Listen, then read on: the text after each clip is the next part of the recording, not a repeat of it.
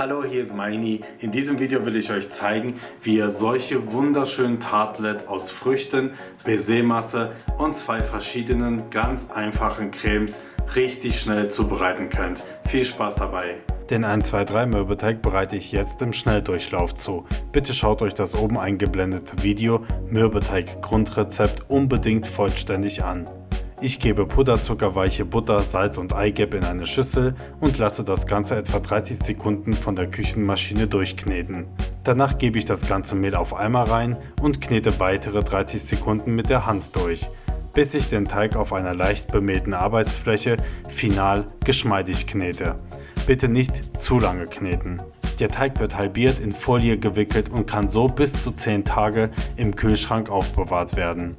Sobald die Butter im Teig fest geworden ist, kommt der Teig aus dem Kühlschrank raus und wird ganz kurz weich geknetet und auf leicht bemehlter Arbeitsfläche ausgerollt.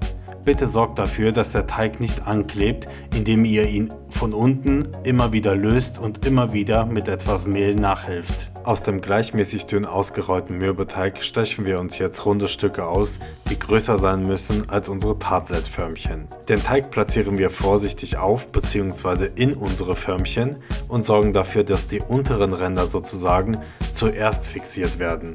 Dann einfach mit den Fingern drumherum gehen. Nicht so viel Druck ausüben bitte.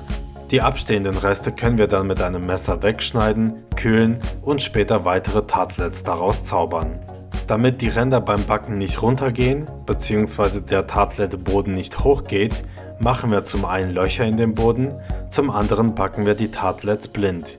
Blind backen bedeutet, dass wir ein Stück Backpapier auf den Teig legen, am besten einmal durchkneten, dann lässt es sich besser platzieren und die Tartlets füllen wir dann mit zum Beispiel getrockneten Erbsen oder Bohnen. Nachdem die Tartlets bei 180 Grad etwa 10 Minuten gebacken wurden, kommen sie aus dem Ofen raus. Die Erbsen, Bohnen und das Papier können wir mehrmals verwenden. Aber bitte nicht zu oft verwenden, weil die verkohlten Zutaten irgendwann einen unangenehmen Geruch und Geschmack im Backofen verursachen können, die sich wiederum auf unsere Tartlets legen und somit die Qualität der Backware mindern können. Die Cremes, die ich euch heute zeige, könnt ihr beide innerhalb von 5 Minuten herstellen. Für eine erfrischende Crème Fraîche Limettencreme mischt ihr einfach alle eingeblendeten Zutaten zusammen. Wenn ihr die Creme ein paar Stunden in den Kühlschrank stellt, wird sie etwas fester werden. Für die zweite Creme, also Mascarpone Schoko bzw. Nougat Creme, einfach Kuvertüre oder Nougat kurz schmelzen, leicht abkühlen lassen und unter die Mascarpone heben. So einfach geht das.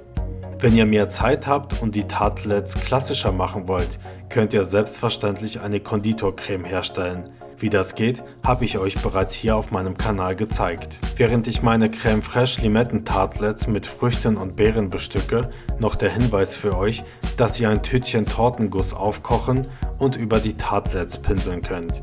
Die Erdbeeren glänzen dann so schön. Aber bitte pinseln und nicht gießen, sonst wird der Mürbeteig zu weich. Bei den Schokotartlets schlage ich eine Baiser-Masse auf, indem ich Eiweiß und Zucker einige Minuten zusammen steif schlage. Die Baiser-Masse könnt ihr dann schön abbrennen sozusagen, das kann man auch im Backofen mit der Oberhitze machen und unser Schnittbild genießen. Oben Baiser, in der Mitte die Erdbeere, unten Schoko und Mürbeteig. Einfach herrlich. Natürlich kann man Tartlets auch herzhaft zubereiten, zum Beispiel mit Räucherlachs. Wie man herzhafte Tartlets macht, zeige ich euch in dem oben eingeblendeten Video. Viel Erfolg beim Zubereiten der Tartlets!